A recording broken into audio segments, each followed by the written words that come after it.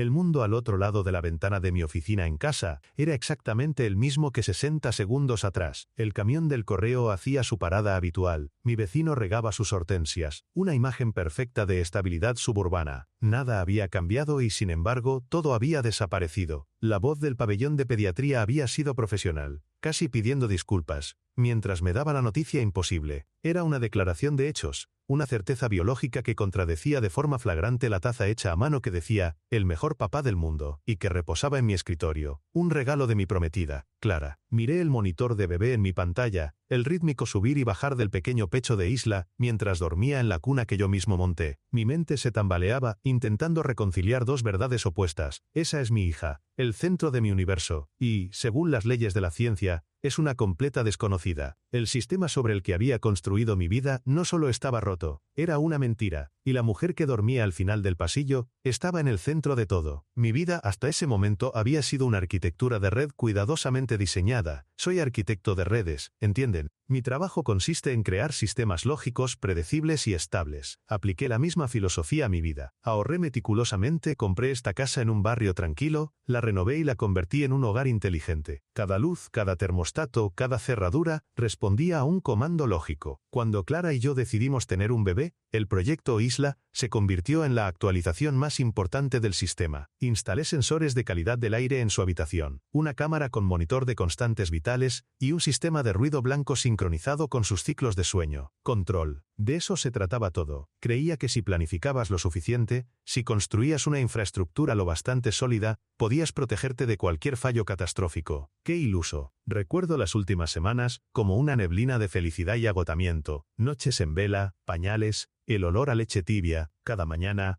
me levantaba antes del amanecer, preparaba un café para Clara y me sentaba en mi oficina a trabajar, con el monitor de Isla en una esquina de mi pantalla. La veía moverse, hacer pequeños ruidos, y sentía una oleada de orgullo y amor tan intensa que me dejaba sin aliento. Era una emoción ilógica, un sentimiento que no podía cuantificar ni meter en un diagrama de flujo, y por eso mismo era lo más real que había experimentado nunca. Clara parecía distante, sí, pero lo atribuía a la depresión posparto. El médico nos había advertido. Le di espacio, asumí más tareas nocturnas, le preparaba sus comidas favoritas, estaba seguro de que era solo una fluctuación temporal del sistema, un error de paquete que se corregiría solo. La llamada del hospital había empezado de forma rutinaria, un seguimiento sobre la condición hepática de Isla, una enfermedad rara que le habían diagnosticado al nacer y que requería monitorización. Hablaban de la necesidad de un cribado genético más profundo para determinar las mejores opciones de tratamiento. Asentí por teléfono, tomando notas en un blog. Por supuesto, lo que sea necesario. Entonces la voz de la enfermera hizo una pausa. Señor Sebastián, ¿verdad? Hay una parte de los resultados preliminares que necesitamos discutir. Se trata de la muestra de ADN que usted proporcionó. Sentí una punzada de frío. Pensé en algún error de laboratorio, una contaminación de la muestra. Hemos comparado su perfil genético con el de Isla para buscar marcadores hereditarios. Y no hay coincidencia. Usted no es el padre biológico. El silencio que siguió fue absoluto. Podía oír el zumbido del servidor en el armario, el tic-tac del reloj en la pared. Eran sonidos de un mundo que ya no existía. La frase rebotaba en mi cráneo. Usted no es el padre biológico. No tenía sentido. Era como si alguien me dijera que 2 más 2 son 5. Miré la taza, el monitor, la foto de Clara y yo en la playa, sonriendo, con su mano sobre su incipiente barriga. Todo era una escenografía, un decorado para una obra en la que yo era el único actor que no conocía el guión. El sistema no tenía un error, el sistema estaba construido sobre una premisa fundamentalmente falsa, y ahora tenía que levantarme, caminar por el pasillo, y enfrentarme a la administradora de esa mentira. La pregunta no era si mi vida había cambiado, la pregunta era si alguna vez había sido real. Colgué el teléfono. No recuerdo haberlo hecho conscientemente, pero mi mano estaba vacía y el auricular reposaba en su base. El zumbido del servidor parecía ahora un grito. Durante varios minutos, me quedé inmóvil mirando la pantalla donde Isla dormía. Cada subida y bajada de su pecho era una puñalada. Mi hija. La ciencia decía que no. Mi corazón gritaba que sí.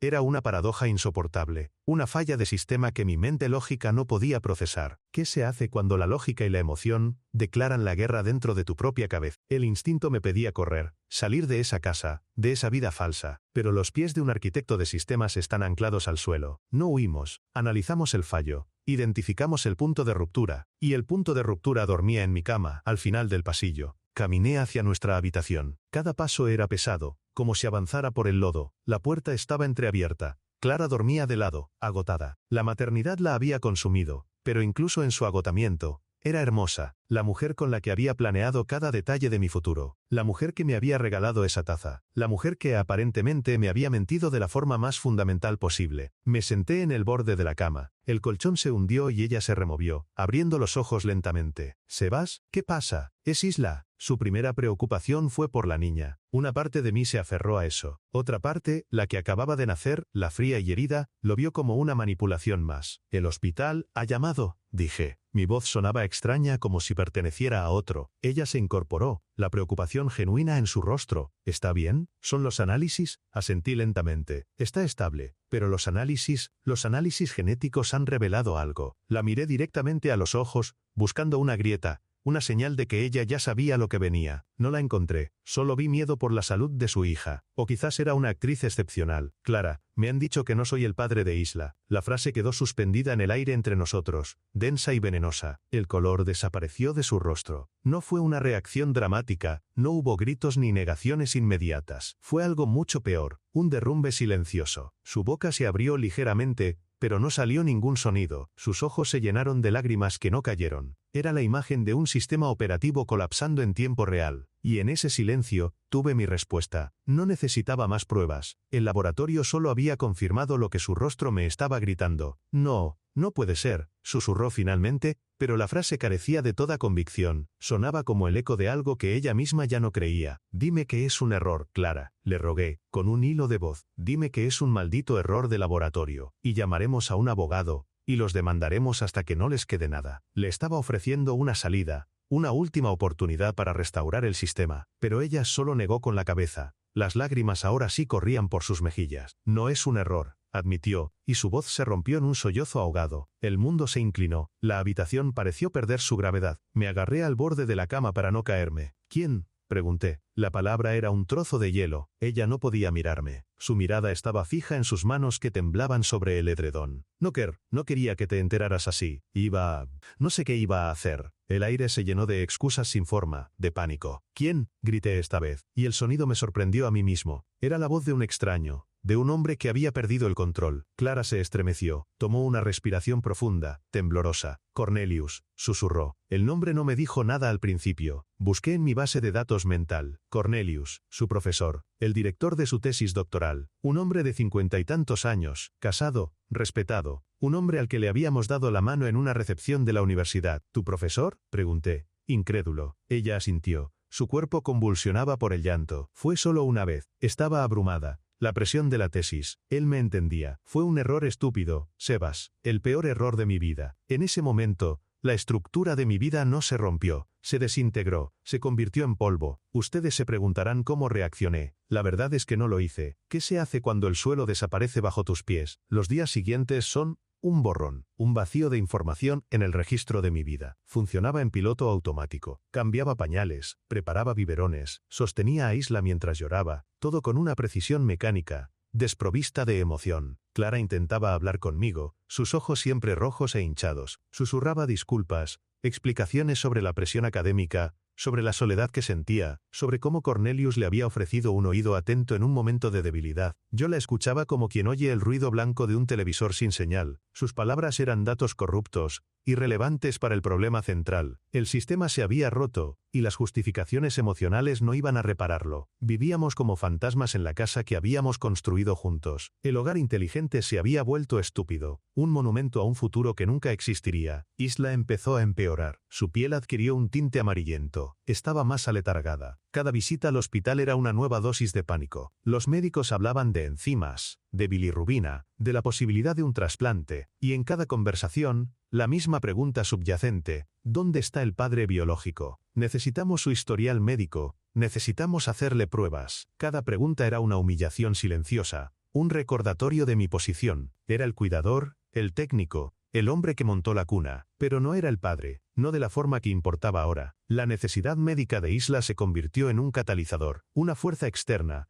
que me obligó a salir de mi parálisis. Mi dolor, mi traición, mi orgullo herido, todo eso era secundario. Una niña estaba enferma, y el código fuente de su posible cura estaba en un hombre llamado Cornelius. Ahí fue cuando crucé el umbral. Dejé de ser la víctima pasiva y me convertí en un agente activo en este desastre. Una noche, mientras Clara dormía en el sofá del hospital junto a la incubadora de Isla, busqué en internet el nombre de un abogado. Elegí el primero que parecía competente y despiadado. A la mañana siguiente, me senté en una oficina de cuero y madera oscura, explicando mi situación con la misma frialdad con la que describiría un fallo en la red. El abogado, un hombre llamado Ramos, me escuchó sin interrumpir, con los dedos entrelazados sobre su escritorio. Cuando terminé, no ofreció condolencias, ofreció una estrategia. Lo primero es la paternidad. Necesitamos una orden judicial para una prueba de ADN. Una vez confirmada, podemos exigirle responsabilidad financiera para los gastos médicos, presentes y futuros, y la pensión alimenticia, por supuesto. La conversación fue surrealista. Estábamos hablando de Isla como si fuera un activo, una responsabilidad, pero sentí una extraña calma. Era un lenguaje que entendía, lógico, procesal, basado en reglas. Haga lo que tenga que hacer, le dije. Esa decisión lo cambió todo. Ya no se trataba de nosotros, de Clara y de mí, de nuestro amor roto. Ahora era una disputa legal. Cuando le conté a Clara lo que había hecho, su rostro se transformó. El dolor dio paso al pánico, y luego a la ira. ¿Has metido a un abogado? ¿Vas a demandar a Cornelius? Sebastián, no entiendes. Esto podría arruinar su carrera, su matrimonio. Podría arruinarme a mí. Tú ya te has arruinado a ti misma, Clara. Le respondí, y mi voz era tan fría que me sorprendió. Y lo que es más importante, has puesto en riesgo a Isla. Su salud es lo único que importa ahora. Y si para salvarla hay que quemar el mundo de ese hombre, que así sea. La llamada de mi abogado unos días después fue la primera consecuencia tangible de mi decisión. Buenas noticias, dijo Ramos. Hemos localizado al señor Cornelius. Se ha notificado a su abogado. Se niega a someterse a la prueba voluntariamente. Tendremos que solicitar la orden al juez. Esto se va a poner feo, Sebastián.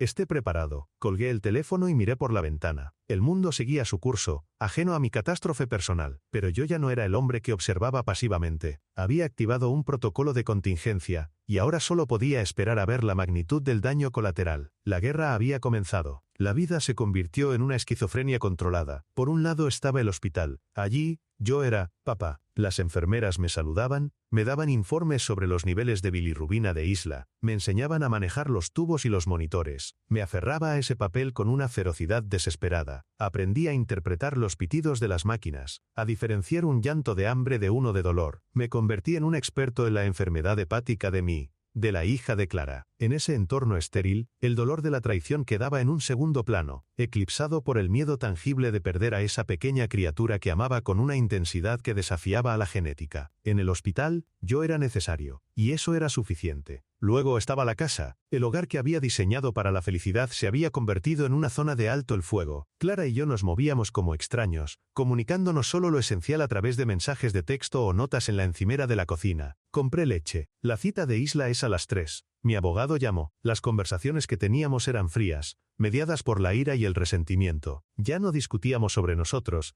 discutíamos sobre la estrategia legal. Ella intentaba proteger a Cornelius, o quizás a sí misma, de las consecuencias. No puedes hacer esto, Sebastián. Su esposa es una figura pública, una política local. Un escándalo así lo destruiría todo. Quizás debiste pensar en eso antes, le respondía yo, sintiendo una satisfacción cruel al verla retorcerse. La presión social no tardó en llegar. La familia de Clara, que hasta entonces me había tratado como a un hijo, cerró filas en torno a ella. Su madre me llamó un día, su voz goteando veneno. ¿Cómo puedes ser tan cruel? Clara está destrozada, la niña está enferma. ¿Y tú piensas en abogados y pruebas de ADN? ¿Qué clase de hombre eres? Intenté explicarle que se trataba de la salud de Isla, de la necesidad de que el padre biológico asumiera su responsabilidad. No sirvió de nada. Para ellos, yo era el villano, el hombre frío y calculador que abandonaba a su familia en el peor momento posible. Me colgaron el teléfono, me bloquearon en las redes sociales, me convirtieron en un paria. A veces la vida te empuja tan fuerte que no te caes de una vez, sino que te desmoronas pieza por pieza. Y lo peor es que tienes que seguir yendo a trabajar. Y el trabajo, mi santuario de lógica y orden, también empezó a derrumbarse. El estrés, la falta de sueño, la constante tensión emocional, todo ello empezó a filtrarse en mi rendimiento. Durante una migración de servidor para un cliente importante cometí un error. Un simple error de sintaxis en un script, algo que en circunstancias normales habría detectado en segundos. Pero no eran circunstancias normales. El error provocó una caída en cascada, dejando inaccesibles los datos del cliente durante 3 horas críticas. 3 horas de pánico, de llamadas furiosas,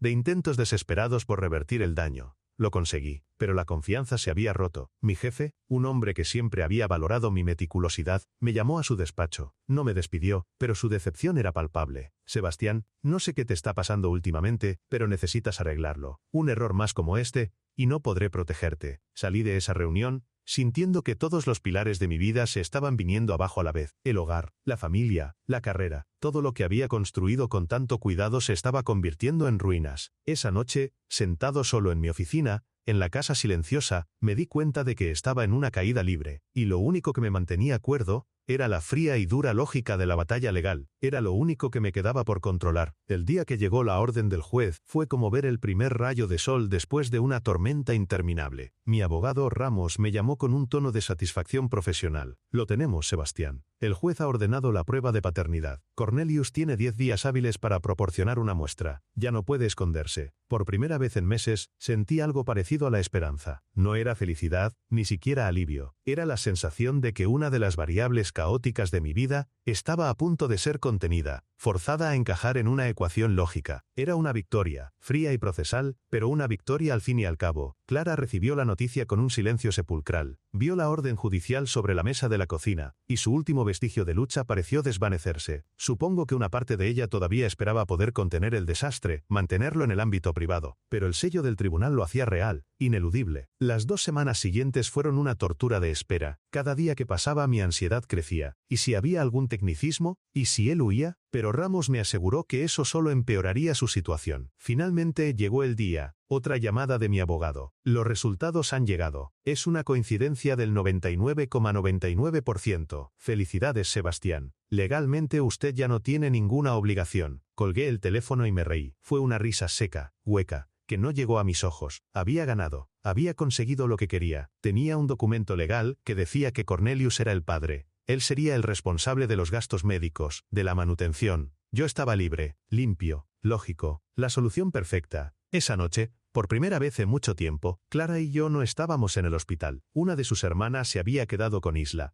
Estábamos solos en la casa, rodeados por el silencio de nuestro fracaso. Abrí una botella de vino, un gesto absurdo de celebración. Le serví una copa. Ella la aceptó. Nos sentamos en el salón, en sofás opuestos. Así que, se acabó, dijo ella, su voz apenas un susurro. Supongo que sí, respondí, dando un sorbo al vino. Sabía a ceniza. ¿Y ahora qué?, preguntó ella. ¿Qué esperas que pase? La miré, la mujer a la que había amado, la madre de la niña a la que adoraba, y no sentí nada, solo un vacío inmenso. Ahora, él paga, dije fríamente. Y tú y yo, hablamos con los abogados sobre cómo dividir esto. Hice un gesto abarcando la casa, los muebles, los años de vida compartida. La victoria legal era una cáscara vacía. Sí, me había librado de la responsabilidad financiera, pero ¿a qué precio? Había perdido a Clara, había perdido la ilusión de mi hija, había perdido la fe en la planificación, en la lógica, en el amor. Me había convertido en un hombre que encontraba consuelo en los documentos judiciales. Estaba sentado en mi casa inteligente,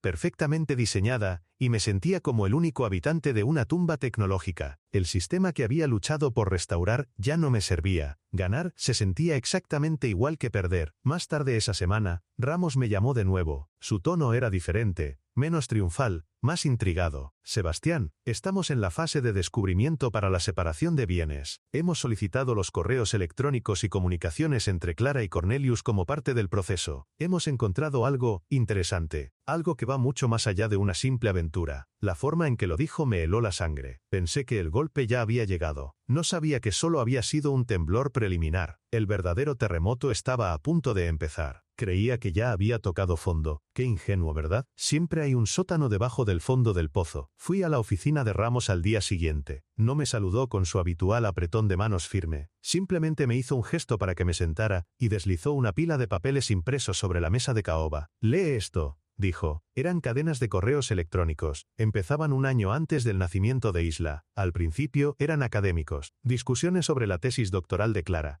Notas, revisiones. Pero el tono empezó a cambiar. Los correos de Cornelius se volvieron más personales, más halagadores. Tu mente es excepcional, Clara. Eres la única que realmente entiende mi trabajo. Frases calculadas para alimentar la inseguridad de una joven académica. Luego el tono se volvió más oscuro. Vi cómo la manipulación se desarrollaba ante mis ojos, línea por línea. Cornelius empezó a presionar a Clara para que le ayudara con un artículo que estaba escribiendo. Le pedía borradores de su investigación, solo para inspirarse. Clara al principio se mostraba reacia, pero él insistía, mezclando elogios con una sutil presión. ¿Sabes lo mucho que una publicación conjunta con alguien de mi nivel podría ayudarte? Entonces llegó el correo que lo cambió todo. Era de Clara a Cornelius. Cornelius, acabo de leer el artículo que publicaste en el Journal of Applied Theory. Esto es mi investigación. Has copiado capítulos enteros de mi borrador de tesis. Has robado mi trabajo. La respuesta de él fue rápida, fría y brutal. No seas dramática, Clara. Lo llamamos colaboración, R.E. Además, ¿quién crees que te va a creer? ¿Un estudiante de doctorado contra un profesor titular? Destruiría tu carrera antes de que empezara. Será mejor que te calmes y seas razonable. Y entonces lo entendí. La aventura no había sido un error impulsivo en un momento de debilidad. Había sido un arma, una herramienta de control.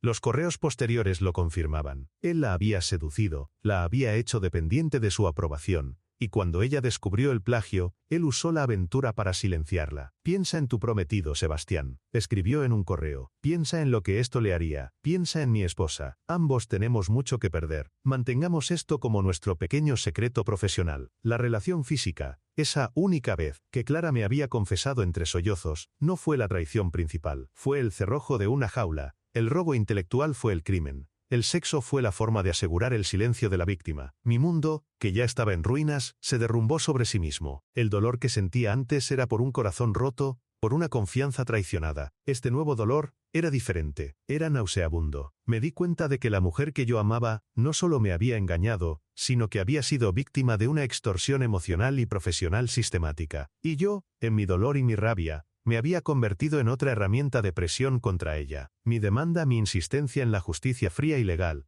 la había arrinconado aún más. Me levanté de la silla y sentí un mareo. Ramos me observaba con una mirada calculadora. Esto lo cambia todo, Sebastián, dijo en voz baja. Esto ya no es una disputa doméstica, esto es una palanca. Una muy poderosa. Salí de su oficina y caminé sin rumbo por la ciudad. El rostro lloroso de Clara, sus súplicas para que no involucrara a Cornelius, todo cobraba un nuevo y terrible sentido. No lo estaba protegiendo a él, estaba intentando protegerse a sí misma de la explosión nuclear que sabía que se avecinaba, y yo, con mi lógica ciega, acababa de encender la mecha. La sala de mediación era el lugar más estéril que había visto nunca. Paredes blancas, una mesa larga y pulida, sillas incómodas. El aire olía a desinfectante y a desesperación contenida. Estábamos Clara y yo, sentados en lados opuestos de la mesa, cada uno flanqueado por su abogado, como generales en una tregua precaria. Cornelius significativamente no estaba allí. Había enviado a su abogado, un hombre con un traje caro y una expresión de aburrimiento profesional. Su ausencia lo decía todo. Para él, esto era un problema que se resolvía con dinero, no con presencia. Un asunto de control de daños. El mediador, un hombre de aspecto cansado, empezó a hablar sobre la división de bienes, sobre la casa, los ahorros, el futuro de Clara y su hija. El abogado de Cornelius interrumpió, ofreciendo una suma generosa para cubrir los gastos médicos de Isla y una pensión alimenticia,